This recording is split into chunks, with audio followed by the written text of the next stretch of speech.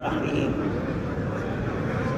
الحمد لله نحمده ونستعينه ونستغفره ونؤمن به ونتوكل عليه ونعوذ بالله من شرور أنفسنا ومن سيئات أعمالنا.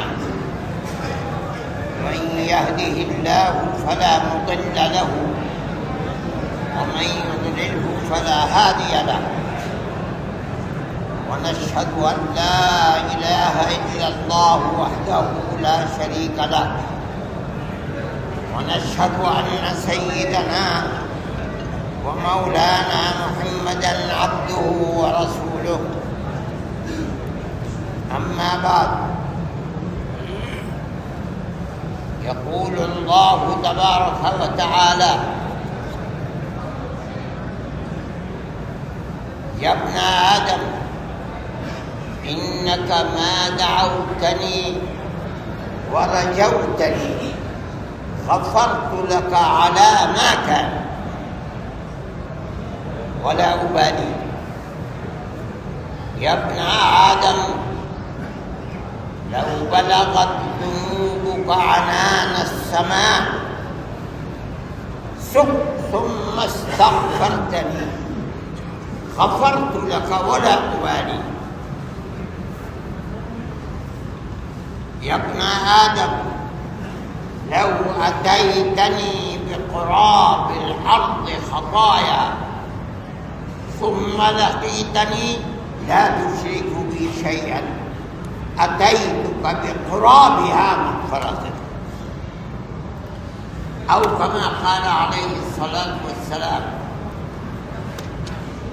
میرے بھائی، اس تصویر کا لینا خدا کے یہاں اللہ کے نبی نے فرمایا ہے کہ سب سے زیادہ عذاب ان کے اوپر ہوگا، لیکن اللہ کے یہاں عذاب کی کوئی فکر نہیں ہے.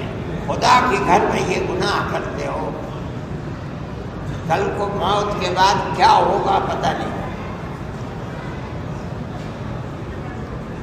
میں نے ایک حدیث پڑھی ہے.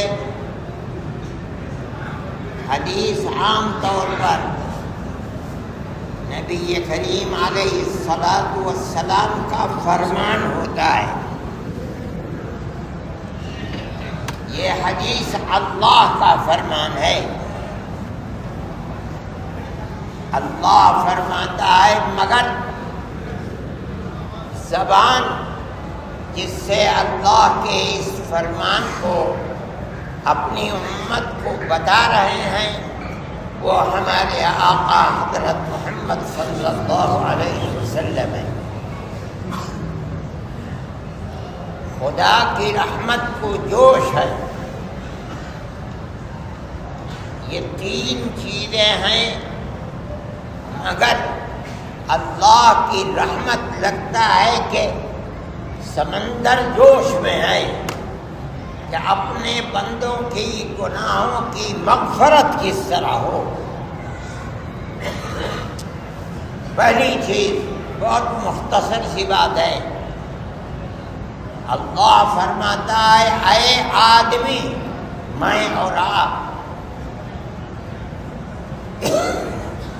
شہر کے رہنے والے، گاؤں کے رہنے والے، عربی ہوں عجمی ہوں، دنیا میں کہیں کے بسنے والے ہوں، اللہ فرماتا ہے اے آدمی، تو جب تک مجھ سے مانگتا رہے گا، ایک شرط ہے، مجھ سے مانگتا رہے گا مجھ سے آس لگا کر. میں سن رہا ہوں، دیکھ رہا ہوں، میرے سوا تو یہ جان رہا ہے کہ میرے سوا کوئی دروازہ مغفرت کا تیرے لیے نہیں ہے. تو مانگ رہا ہے اس ایمان و یقین کے ساتھ کہ اللہ تیری بات کو سن رہا ہے. تو یہ جان رہا ہے کہ تیری بپتا کو اگر کوئی دور کر سکتا ہے تو جس سے تو مانگ رہا ہے وہی کر سکتا ہے. یہ نہیں کہ مانگ رہا ہے دل کہیں ہے، زبان کہیں ہے، نظر کہیں ہے، نہیں. شرط ہے اے آدمی اگر تو مانگ رہا ہے، بیٹھ، وقت کہیں کہ بے غیرت، میری زبان سے بد دعا نکلے گی وہ اچھا ہے تیرے لیے. اے آدمی جسے میں نے پیدا کیا، ماں کے پیٹ سے تجھے میں نے پیدا کیا، تیرے باپ آدم کو میں نے اپنے دونوں ہاتھوں سے بنایا، باپ کی پسلی سے تیری ماں کو بنایا، پھر تجھے پیدا کیا.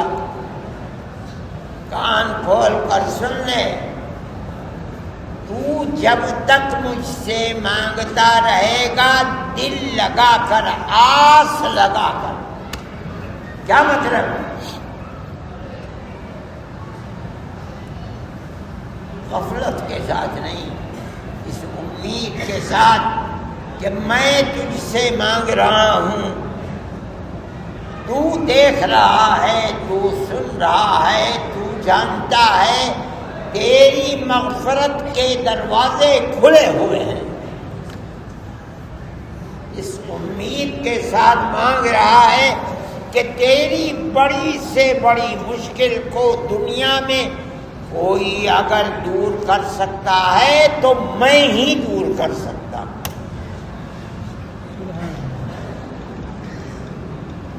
اگر تو مجھ سے مغفرت کو اس طرح مانگے گا کہ اے اللہ میرے گناہوں کو معاف فرما دے، میری پریشانی کو دور فرما دے، اے اللہ میری الجھنوں کو دور کر دے،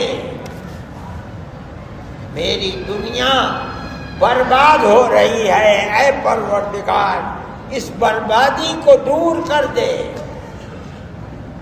امید لگا کر مانگ، اے اللہ ساری دنیا مجھ پر تنگ ہو رہی ہے،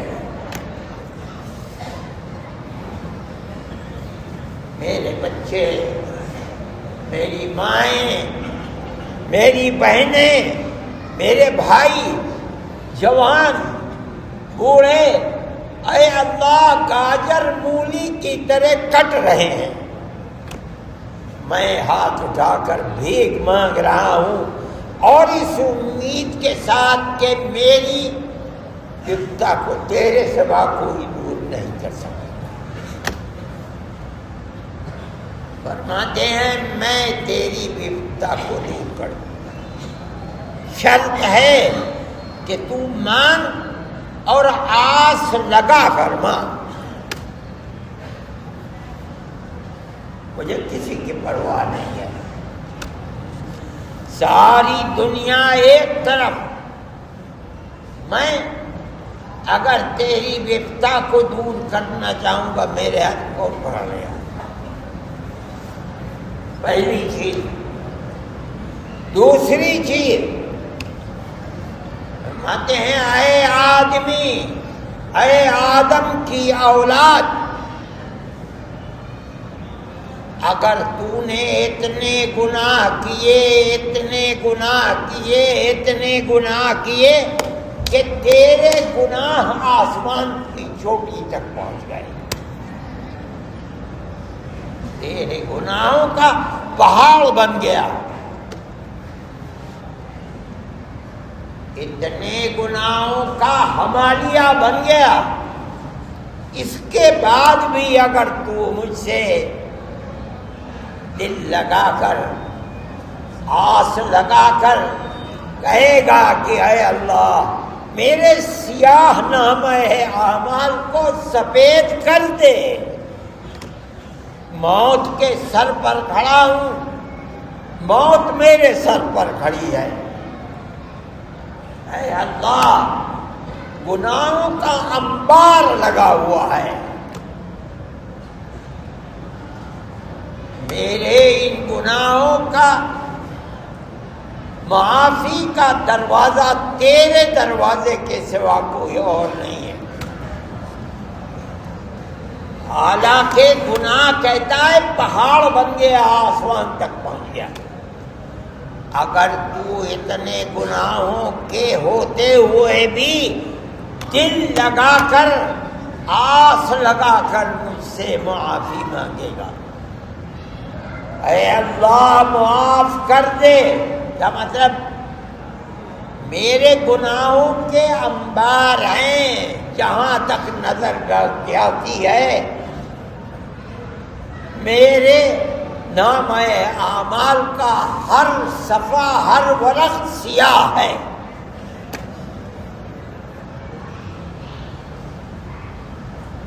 تیری ذات کے سوا کوئی اور نہیں ہے جو میرے سیاہ نامہ اعمال کو سفید بنا دے، جو میرے سیاہ چہرے کو سفید بنا دے، قیامت کے دن کوئی نہیں ہے۔ دل لگا کر معافی مانگتا ہے، استغفار اور ساتھ میں توبہ۔ اللہ کے نبی دونوں چیزوں کو بتاتے ہیں، کیا مطلب اے اللہ معاف فرما دے، اب نہیں کروں گا۔ اللہ کیا فرماتے ہیں؟ فرماتے ہیں غفرت لک ولا ابالی، میں اپنے بندے کے گناہوں کے پہاڑ بھی معاف کر دوں گا، مجھے کسی کی پرواہ نہیں ہے، کون میرے ہاتھ کو پکڑ لے گا۔ تیسری بات فرماتے ہیں یا ابن آدم لو اتیتنی بقراب الارض خطایا، اے آدمی اگر تو موت کے بعد میرے پاس آیا اتنے گناہ لے کر، اتنے گناہ لے کر، اتنے گناہ لے کر کہ ساری میری زمین تیرے گناہوں سے بھری ہوئی ہے، جہاں گیا گناہ ہی گناہ ہے پوری زندگی میں، میری ایک شرط ہے، کیا فرماتے ہیں؟ میرا موت کے وقت کسی کو شریک نہ بنانا، کہ میرے سوا بھی کوئی تیرا اللہ ہے، یہ عقیدہ مت رکھنا۔ جب موت آئے تو کہتے ہوئے مانتے ہوئے لا الہ الا اللہ موت آئے، اے اللہ تیرے سوا میرا کوئی اللہ نہیں،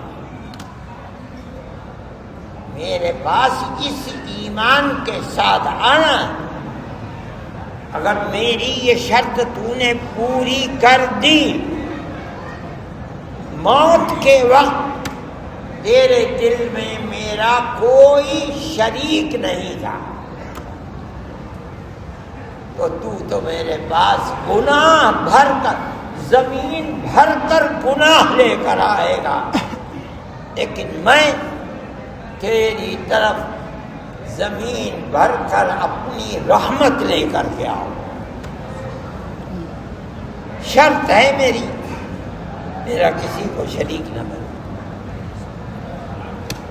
یہ حدیث ہے نبی کریم علیہ الصلاۃ والسلام نے، حدیث قدسی ہے، اللہ کیا فرمائے گا؟ اللہ کے نبی نے اپنی زبان سے اس کو بیان فرمایا ہے۔ یہ ایک بات ہے،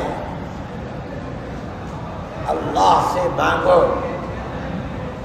گناہوں سے بچو، توبہ کرو، استغفار کرو، اللہ کے نبی ایک ایک مجلس میں 70 مرتبہ کبھی کبھی استغفار کیا کرتے تھے، اے اللہ گناہوں کو میرے معاف فرما۔ در حقیقت ہمیں اور آپ کو تعلیم تھی کہ استغفار کرو، مانگتے رہو اللہ سے، اے اللہ معاف فرمائے۔ یہ چیز اللہ کو بہت پسندیدہ ہے کہ انسان گناہ کرے اور ہو جائے گناہ تو اللہ سے بھیک مانگے، اے اللہ معاف فرما۔ اسی لیے یہ تعلیم ہو رہی ہے، گناہوں کی معافی دروازہ کھلا ہوا ہے، مگر میرے بھائی ایک چیز کو یاد رکھنا، ہر گناہ معاف نہیں ہوتا۔ مسلمان کی زندگی بڑی برباد ہے، تباہ ہے، اس نے اپنی دنیا کو اور ساتھ میں آخرت کو بھی تباہ کر رکھا ہے۔ دیکھو گناہ دو طرح کے ہیں، ایک تو گناہ ہے کہ آدمی اللہ کا حق نہیں دیتا، اللہ نے حکم دیا نماز پڑھو، نماز نہیں پڑھتا، اللہ نے نبی کی زبانی حکم دیا داڑھی رکھو، نہیں رکھتا، اللہ کے نبی کی صورت اسے اچھی نہیں لگتی، جاؤ برباد ہو، یہی مطلب ہے۔ اللہ نے حکم دیا نبی کی زبانی اور قرآن کے اندر بھی، کیا عورتوں کو پردہ کرو، نہیں کرتا پردہ، حکم دیا شراب مت پیو، پیتا ہے شراب، معافی مانگ اللہ سے، اے اللہ معاف فرما دے، اب نہیں کروں گا، دروازہ کھلا ہوا ہے، اللہ معاف فرما دے گا۔ لیکن یاد رکھنا ایک دوسرا گناہ ہے، آدمی پر ظلم کرے، آدمی کسی کی زمین پر قبضہ کر لے، مکان پر قبضہ کر لے، بھائی اپنی بہن کی وراثت پر قبضہ کر لے، محروم کر دے، آدمی نے آدمی کا حق لے لیا، یہ گناہ معاف نہیں ہوگا،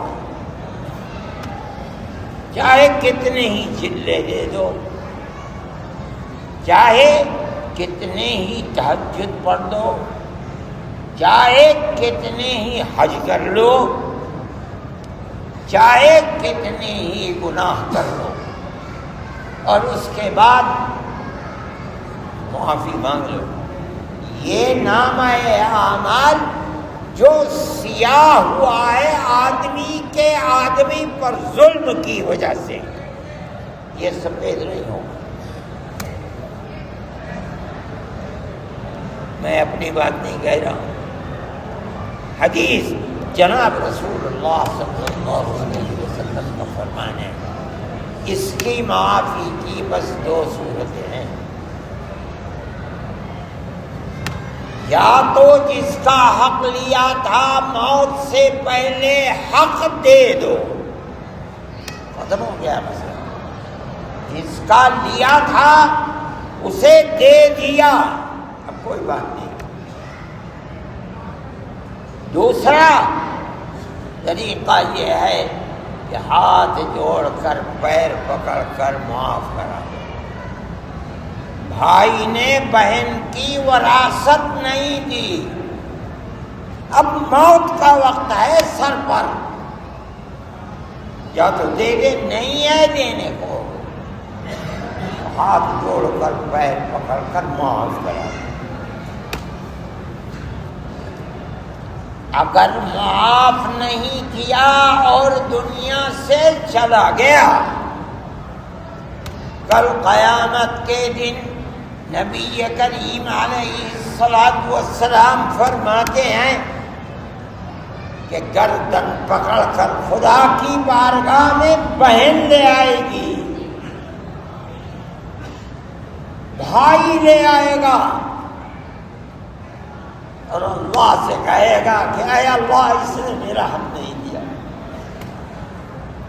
اللہ فرمائیں گے بڑے غصے میں، عدل امانہ، حق دے اس کا۔ بڑی نمازیں پڑھتا تھا، چلے دیتا تھا، اس کا مار رکھا ہے، حق دے۔ کہے گا انا یا رب وقد ذهبت الدنیا، میں نے جو لیا تھا دنیا میں لیا تھا، دنیا ختم ہو گئی ہے، الہ العالمین کہاں سے؟ جو مکان لیا تھا وہ مکان نہیں، جو زمین لی تھی وہ زمین نہیں، کوئی سونا لیا تھا، چاندی لیا تھا، یہاں کوئی بھی نہیں ہے۔ اللہ فرمائیں گے ہم نہیں سنتے، جو لیا تھا دے اس کا۔ پھر یہی خوشامد کرے گا کہ اے اللہ کہاں سے تو معاف فرمائے۔ تیسری مرتبہ پھر فرمائیں گے ہم کچھ نہیں سنتے، اس کا حق دے، عدل امانہ، نہیں دے پائے گا۔ نبی کریم علیہ الصلوۃ والسلام، ارے بدبخت تجھے شرم نہیں آتی؟ اوئے بے حیا کہیں کا،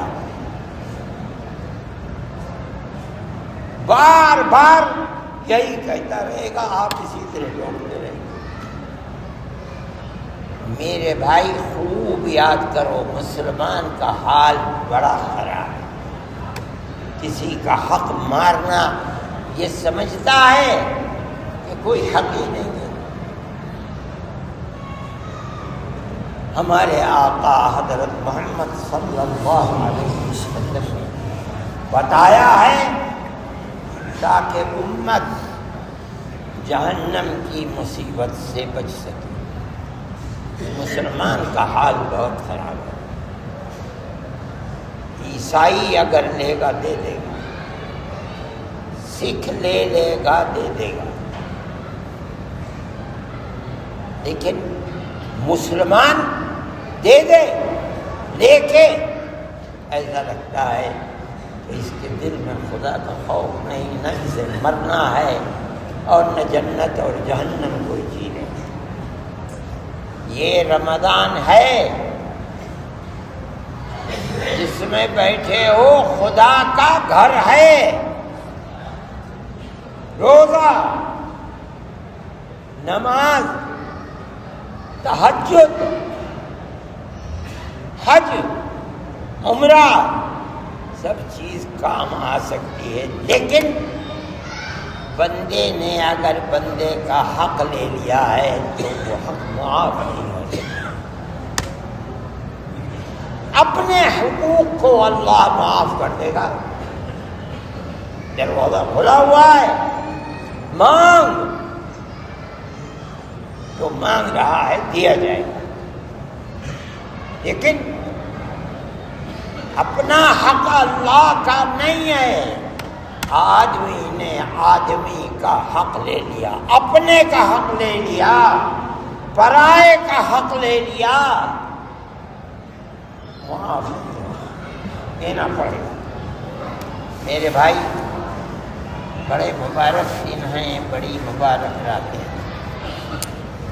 ہر آدمی جانتا ہے کہ میری گردن کے اوپر کس کا حق ہے، میری بہن کا حق ہے، بھائی کا حق ہے، اپنے کا حق ہے، پرائے کا حق ہے۔